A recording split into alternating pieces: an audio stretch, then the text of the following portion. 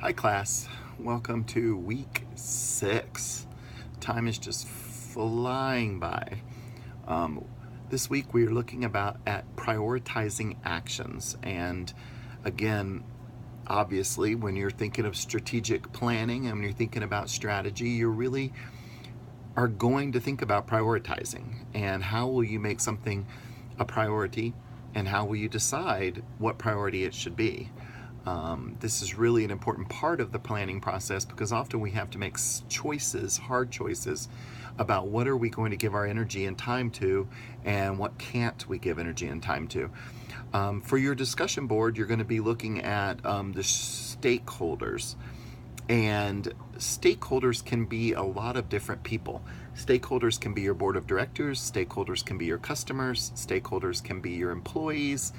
It depends on really who has a stake in what's happening, who is going to be affected by what's happening, who is your ideal customer, who's watching you. For education, a stakeholder could be the accrediting body for the university. These all could be stakeholders in your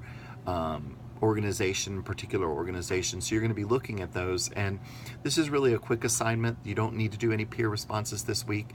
If I forget that, just remind me, because sometimes I get into grading mode and forget these things. Then for your assignment, you have an assignment due on Sunday, and you're working on a strategic plan, and it's going to include 5 sections. I want to see headings. Headings should come from the discussion questions. So the first heading would be an introduction. The second heading would be internal and external influences. The third heading would be strategies aligned with the organization's mission and vision. The fourth section would be the strategic plan, and that's going to be a table. And then the final section would be a conclusion. I do want to see you insert a table into the paper, working on your timeline, and the APA format in this, obviously. Let me look if there's anything else.